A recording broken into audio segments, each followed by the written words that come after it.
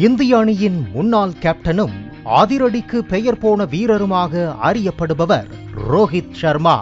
2024ஆம் ஆண்டு T20 உலகக்கோப்பையை இந்திய அணி வென்றதும் தனது பணியை முடித்துக் கொடுத்து விட்டதாக ரோஹித் சர்மா T20 போட்டிகளிலிருந்து ஓய்வை அறிவித்தார். இது ரசிகர்களை அதிர்ச்சியில் ஆழ்த்தியது. காரணம், ரோஹித் சர்மா போன்ற அதிரடியாக விளையாடும் வீரர் இனி அணிக்கு கிடைப்பாரா என்பதுதான். இந்நிலையில் ஆசிய கோப்பை போட்டியில் ரோஹித் சர்மாவின் இடத்தை பிடித்த 25 வயதான இளம் வீரர் அபிஷேக் சர்மா விளையாடிய 5 போட்டிகளிலேயே 248 ரன்களை குவித்து பலரது கவனத்தையும் ஈர்த்துள்ளார்.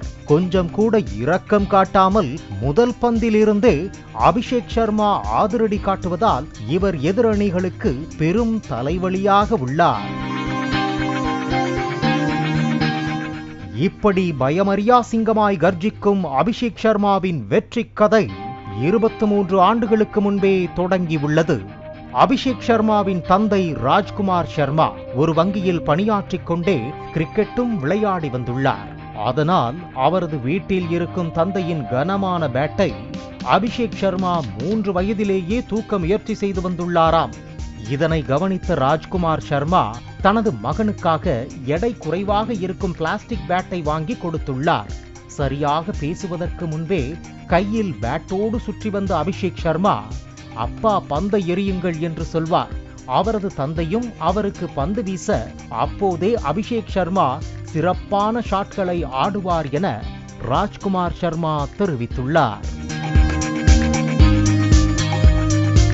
முதல் தர கிரிக்கெட் விளையாடி வந்த ராஜ்குமார் சர்மாவிற்கு இந்திய அணியில் சேர வேண்டும் என்பது பெரும் கனவாக இருந்துள்ளது.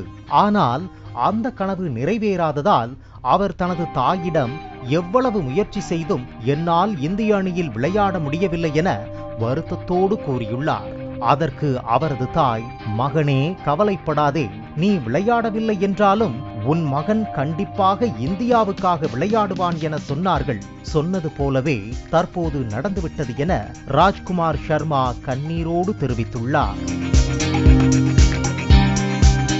அபிஷேக் சர்மாவின் ஆரம்ப காலத்திலெல்லாம் அவரது தந்தையே கோச்சாகவும் இருந்து வந்துள்ளார். அபிஷேக் சர்மாவை மைதானத்திற்கு அழைத்துச் சென்று பயிற்சி அளிக்கும் போது அங்கு இருப்பவர்கள், உனது மகன் இந்த வயதிலேயே நன்றாக விளையாடுகிறான், நிறைய திறமை இருக்கிறது என கூறுவதை கேட்ட அபிஷேக் சர்மாவின் தந்தை தனது மகனை நிச்சயமாக கிரிக்கெட்டில் ஈடுபடுத்த வேண்டும் என்ற முடிவுக்கு வந்துள்ளார். பல ஆண்டுகளுக்கு முன்பு பஞ்சாப் கிரிக்கெட் சங்கம் 12 வயதுக்குட்பட்டோர் மற்றும் 14 வயதுக்குட்பட்டோருக்கான அணிகளை உருவாக்கி ஒரு முகாமை ஏற்பாடு செய்தது. அதன் தலைவராக இருந்தவர் இந்திய அணியின் முன்னாள் கேப்டனான கபில் தேவின் வழிகாட்டியாக இருந்த DP ஆசாத். புதிய திறமைகளை வளர்ப்பதே அந்த முகாமின் குறிக்கோளாக இருந்துள்ளது. அந்த முகாமில் அபிஷேக் சர்மாவும் சுப்மன் கில்லும் சிறுவர்களாக அதில் கலந்து கொண்டனர். பஞ்சாப் முழுவதிலும் இருந்து 30 சிறுவர்கள் தேர்வான போது அபிஷேக் சர்மாவும் சுப்மன் கில்லும் அந்த பட்டியலில் இருந்துள்ளனர் என்பது குறிப்பிடத்தக்கது. இருவருக்கும் இயல்பான திறமை இருக்கிறது என்று கூறிய ஆசாத், இதை எழுதி வைத்துக் கொள்ளுங்கள், இருவரும் இந்தியாவுக்காக விளையாடுவார்கள், இன்னிங்ஸை தொடங்குவார்கள் என அபிஷேக் சர்மாவின் தந்தையிடம் தெரிவித்ததாக அவர் நினைவு கூர்ந்துள்ளார். பின்னர் பஞ்சாபின் 16 வயதுக்குட்பட்ட அணியின் கேப்டனாக அபிஷேக் சர்மா இருந்தார். ஒரு சீசனில் அவர் 1200 ரன்கள் எடுத்து 57 விக்கெட்டுகளை வீழ்த்தினார். அதன் பிறகு BCCI அவருக்கு நமன் விருது வழங்கியது. பின்னர் 19 வயதுக்குட்பட்ட வடக்கு மண்டல அணியின் கேப்டனாக அபிஷேக் சர்மா நியமிக்கப்பட்டார். அவரது அணி வெற்றியும் பெற்றது.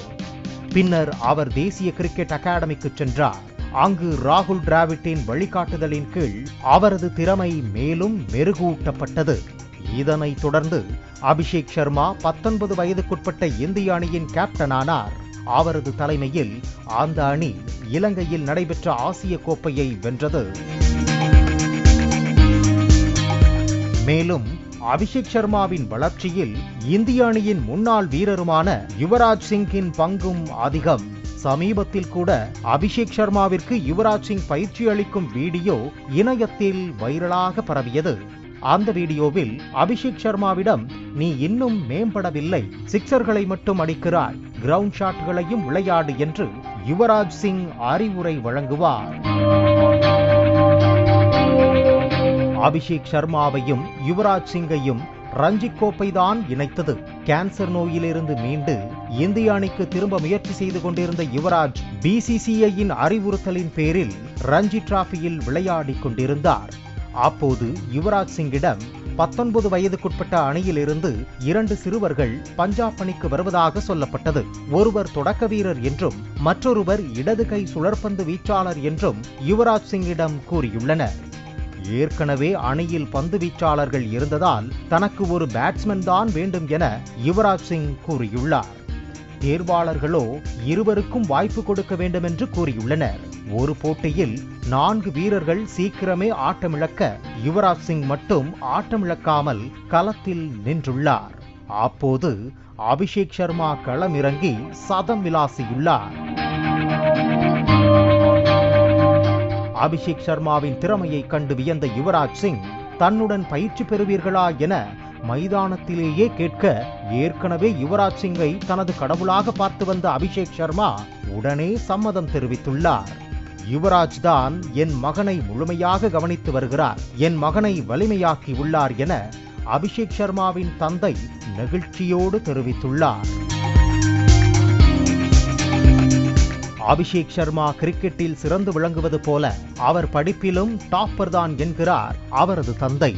அமிர்தசரஸில் உள்ள டெல்லி பப்ளிக் பள்ளியில் படித்த அவர் ஒவ்வொரு வகுப்பிலும் 90% மதிப்பெண் பெற்றுள்ளதாகவும், கிரிக்கெட் போட்டிகளுக்கு இடையில் வந்து தேர்வுகளை எழுதி சிறந்த மதிப்பெண்களை பெறுவார் எனவும் கூறப்படுகிறது.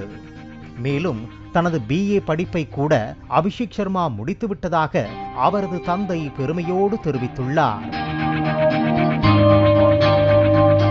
இந்தியாவிற்காக விளையாட தொடங்கிய குறுகிய காலத்திலேயே அபிஷேக் சர்மா தனது அதிரடி பேட்டிங்கை வெளிப்படுத்தி கிரிக்கெட் ரசிகர்களின் மனதில் இடம் பிடித்து விட்டார்.